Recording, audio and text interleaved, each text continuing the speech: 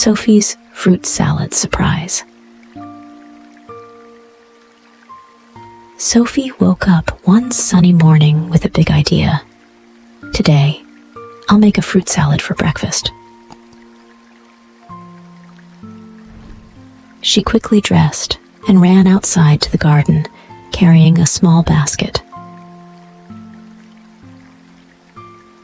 The garden was full of fresh fruits. Sophie saw red strawberries, yellow bananas, and juicy blueberries. Sophie picked some strawberries first, placing them gently in her basket. Next, she reached up high to grab a bunch of bananas hanging from a tree. She found a bush full of plump blueberries and picked a handful, feeling excited. Sophie also found some juicy oranges and sweet grapes to add to her fruit salad. With her basket full of colorful fruits, Sophie headed back inside to the kitchen. She washed the fruits carefully, making sure they were clean and ready to eat. Sophie then got a big bowl and started to chop the fruits into small pieces. She mixed all the fruits together in the bowl, creating a rainbow of colors. Sophie squeezed some orange juice over the fruit salad to make it extra tasty. She gave the salad a final stir and admired her delicious creation. "Breakfast is ready," Sophie called out to her family with a big smile. Her family gathered around the table, eager to taste the colorful fruit salad. Everyone took a bite, and their faces lit up with delight. "This is delicious, Sophie." Sophie felt proud and happy. She had made a healthy and tasty breakfast for everyone. "Fruits are not only yummy, but also good for us," said Sophie's mom. "Thank you, Sophie." Sophie learned that making healthy food can be fun and rewarding. From that day on, Sophie loved making fruit salads and sharing them with her family and friends. Sophie's secret garden. Sophie was a curious and adventurous girl. One sunny day, while exploring her backyard, she found a hidden path behind some tall bushes. Excitedly, Sophie followed the path and discovered a secret garden. It was overgrown and wild, but Sophie saw its hidden beauty. "I'll make this garden beautiful," Sophie decided. She knew it would take time and effort, but she was determined. Every day after school, Sophie went to the secret garden. She started by pulling out the weeds and clearing the path. Next, she planted colorful flowers and seeds she found in her mom's garden shed. She watered them every day and waited patiently. Weeks passed, and Sophie checked on her garden daily. She learned that plants need time to grow and lots of care. One day, Sophie noticed tiny green shoots poking through the soil. She was thrilled. As the days went by, the garden started to transform. Flowers began to bloom, and the garden was filled with color. Sophie loved spending time in her garden. She enjoyed the beauty and the peacefulness it brought. She learned the names of all the flowers and even made friends with the butterflies and birds that visited. One afternoon, Sophie found a small, injured bird. She gently took it home to care for it. With love and care, the bird recovered. Sophie released it back into the garden, feeling happy and proud. Sophie realized that just like her garden, the bird needed patience and nurturing to heal and grow. One day, Sophie invited her family to see the secret garden. They were amazed by its beauty. Her mom said, "You've done a wonderful job, Sophie. This garden is beautiful." Sophie felt proud of her hard work and patience. She knew that nurturing the garden had taught her valuable lessons. From that day on, the secret garden became a special place for Sophie and her family to enjoy together. Sophie continued to take care of the garden, always finding new ways to make it even more beautiful. She also shared her garden with friends, teaching them about the importance of patience and care. Sophie's secret garden was more than just a beautiful place.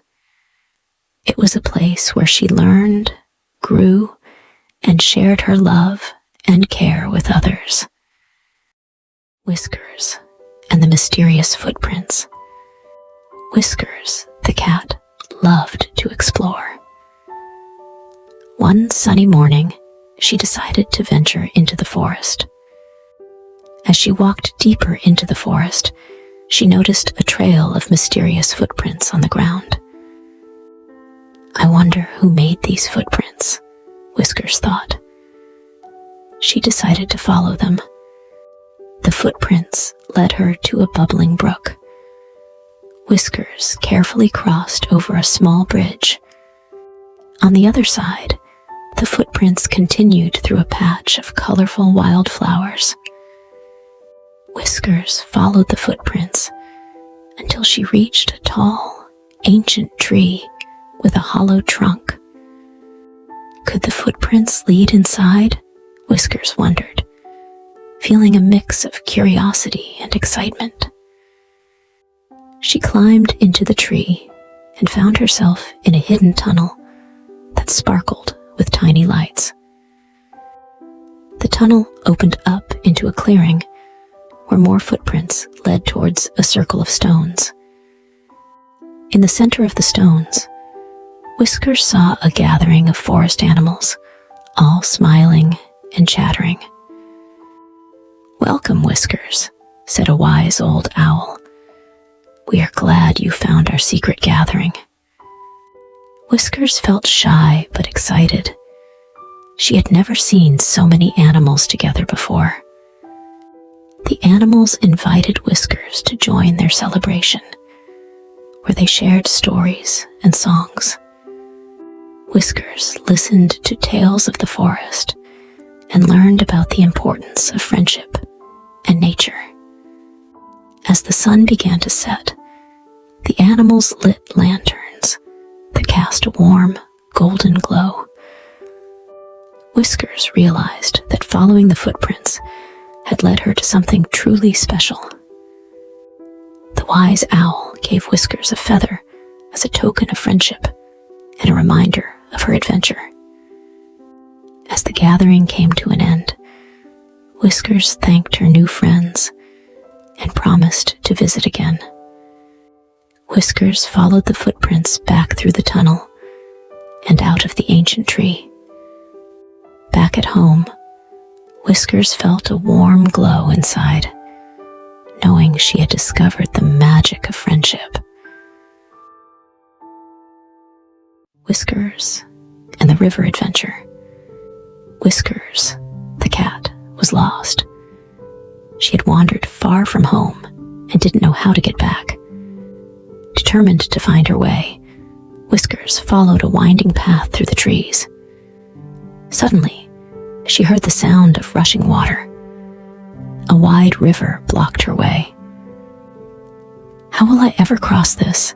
Whiskers wondered, feeling a little scared. Just then, a friendly otter popped up from the water with a cheerful splash. "Hello? I'm Ollie the otter," he said. "Do you need help crossing the river?" "Yes, please," said Whiskers. "I'm trying to find my way home." Ollie showed Whiskers a sturdy log that floated like a bridge on the water. "We can use this log to cross," Ollie said. "Just follow me." Whiskers carefully stepped onto the log, feeling it wobble beneath her paws. With Ollie's guidance, they began to cross the river together, moving slowly but surely. Halfway across, a fish jumped out of the water, making Whiskers jump in surprise. "Don't worry," Ollie laughed. "The fish are just saying hello." Whiskers smiled and continued to follow Ollie, feeling more confident with each step. Finally, they reached the other side of the river. Whiskers felt a wave of relief. "Thank you, Ollie," Whiskers said. "I couldn't have done it without you." "You're welcome," Ollie replied. "Now let's find the path that leads to your home." They walked together through the forest, following the path that seemed familiar to Whiskers. Soon, Whiskers saw a familiar sight, her cozy home just up ahead. Whiskers thanked Ollie one last time and ran home, happy to be back and grateful for her new friend. The little cloud, Fred. High up in the sky lived a little cloud named Fred. Fred was a fluffy, white cloud with a big, bright smile. Fred loved floating in the sky and watching the world below. But there was one thing Fred was afraid of: thunder. Every time a storm came, Fred would shiver and hide behind the bigger clouds. The loud noises of thunder scared him. One day, Fred's friend, Bella the Cloud, noticed his fear. "Fred, why do you always hide when it thunders?" she asked. "I'm afraid of the loud noises," Fred replied. "Thunder is so scary." Bella smiled kindly. "Thunder can be loud, but it's just a part of nature. It helps to bring rain, which makes flowers grow." Fred still felt unsure. "But it's so loud, it makes my fluffy parts shake." Just then, Oliver the Cloud floated over. "Hey Fred, did you know thunder also helps make rainbows?" "Rainbows?" Fred asked, his eyes widening. "I love rainbows." Oliver nodded. "Yes, after the rain and thunder, the sun comes out and creates beautiful rainbows." Bella added, "So you see, Fred, thunder isn't something to be afraid of. It brings good things like rain and rainbows." Fred thought about it. "Maybe thunder isn't so bad after all," he said slowly. The next time a storm came, Fred felt a little braver. He still felt scared, but he remembered what Bella and Oliver had told him. When the thunder roared, Fred took a deep breath and tried to stay calm. "It's okay," he whispered to himself. After the storm, the sun peeked out and a beautiful rainbow appeared in the sky. Fred felt proud of himself. "Look, Fred, you did it!" Bella cheered. "You were so brave." Fred realized that he didn't have to be afraid of thunder. It was just a part of nature, and it brought wonderful things. From that day on, Fred faced thunderstorms with more courage. He even enjoyed watching the rain and waiting for the rainbow. Fred's friends were proud of him, and Fred felt happy knowing he had learned to cope with his fear. And whenever Fred saw a rainbow, he remembered that even the loudest thunder could bring the most beautiful things. Campfire tales and moonlit trails. Emma was excited and a bit nervous about her first camping trip with her friends. She packed her backpack with all the essentials: a sleeping bag, flashlight, snacks, and her favorite stuffed animal. Emma's friends, Lily and Max, were waiting for her outside with their backpacks. They waved enthusiastically as Emma joined them. The group arrived at the campsite in the late afternoon. They set up their tents with the help of Emma's parents, who were joining them for the trip. As the sun set, Emma started to feel a bit scared of the growing darkness. She clutched her flashlight tightly and stayed close to her friends. "Don't worry, Emma," said Lily. "The forest is full of friendly creatures, and we'll tell fun stories to keep the dark away." They built a cozy campfire and sat around it. Max began the first story about a brave raccoon who explored the forest at night. Emma listened intently, slowly forgetting her fear as she got engrossed in the story. The sounds of the forest seemed less scary now. It was Emma's turn to share a story.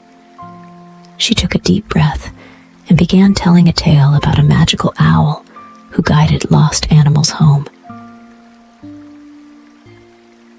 The friends clapped and cheered for Emma's story. Just then, they heard a rustling in the bushes.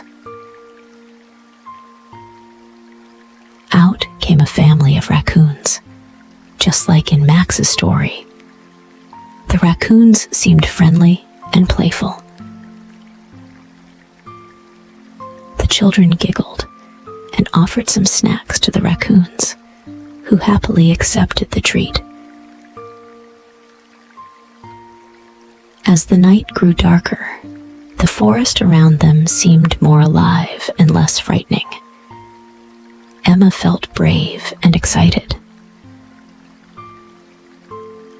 "Look!" Lily pointed to the sky. "The stars are so beautiful tonight." They all lay down on their sleeping bags, watching the twinkling stars. Emma found constellations and imagined them as characters from their stories. Her fear of the dark was completely gone. They heard an owl hooting nearby. Emma smiled, remembering her story. "See, the forest is full of friends," she said. Emma and her friends shared more stories until they felt sleepy. They said goodnight to the forest creatures and snuggled into their sleeping bags. That night, Emma had a dream about exploring the forest with her new animal friends, feeling brave and adventurous. The next morning, the sun rose, and Emma woke up, feeling proud of herself. She couldn't wait for more adventures with her friends. As they packed up to leave, Emma knew she had overcome her fear of the dark and made unforgettable memories. "I can't wait for our next camping trip," Emma said with a big smile. Her friends agreed, looking forward to more stories under the stars. Clara's climbing quest. Clara was excited. Today, her class was going to climbing school for the first time. As they arrived, Clara saw the tall climbing walls and felt a little nervous. "Welcome, everyone," said their instructor. "Are you ready for some climbing fun?" The instructor showed them how to put on their harnesses and helmets. "Remember to trust your gear and your friends," the instructor said. "Climbing is all about teamwork." Clara watched as her friend Mia went first. She climbed slowly but surely, reaching the top with a big smile. "You can do it, Clara," Mia called down. Clara took a deep breath and started to climb. As Clara climbed higher, she felt her confidence growing. She reached for each hold carefully. Suddenly, Clara slipped, but her harness kept her safe, and her friends encouraged her to keep going. Clara took a deep breath and continued climbing. She felt proud as she reached the top. After climbing, the instructor led them to the bouldering area for more fun challenges. In the bouldering area, Clara tried new routes and cheered for her friends as they climbed. "Great job, everyone," said the instructor. "Now let's try the rope course." Clara balanced carefully on the ropes, feeling her friends' support all around her. She helped her friend Max when he got stuck, showing that teamwork made everything easier. At the end of the day, Clara felt tired but happy. She had learned so much about climbing and teamwork. The instructor gave each of them a certificate for their hard work and bravery. Clara knew she could trust herself and her friends to overcome any challenge. As they left the climbing school, Clara couldn't wait to tell her family about her adventure. That night, Clara dreamed of climbing even higher, knowing she had the courage to reach any summit. Emma and the curious Capuchin. Emma was excited. Today, her class was going to the zoo. She had packed her favorite red backpack with a sketchbook and some crayons. As they entered the zoo, their teacher, Mrs. Brown, reminded everyone to stay with their buddies. Emma held hands with her best friend, Lucy. The first stop was the monkey exhibit. Emma loved watching the monkeys swing from branch to branch. They were so funny. One little monkey caught Emma's eye. It was a curious Capuchin, looking at Emma with bright, twinkling eyes. As the group moved on, Emma heard a soft, chattering sound. She turned around and saw the Capuchin outside its enclosure. "Oh no, you shouldn't be out here," Emma whispered. She looked around for help, but didn't see any zookeepers nearby. The Capuchin looked scared. Emma gently extended her hand. The little monkey hesitated, but then climbed onto her shoulder. "It's okay, little one. Let's find your family," Emma said softly. She remembered seeing a zookeeper near the elephant exhibit. Emma walked carefully, making sure not to startle the Capuchin. They passed the lion enclosure and the flamingo pond. Finally, she saw the zookeeper, Mr. Green, near the elephants. "Excuse me, sir," Emma called out. "I think this little guy is lost." Mr. Green turned around, his eyes widening in surprise. "Oh dear, thank you, Emma. This little one is very curious and often gets into trouble." Emma watched as Mr. Green gently returned the Capuchin to its enclosure. The monkey's family greeted it with happy chatter. "You did a wonderful thing, Emma," said Mr. Green. "Monkeys like these are very social and need their families." Emma felt happy and proud. She had helped the little Capuchin find its family. It felt good to be kind and helpful.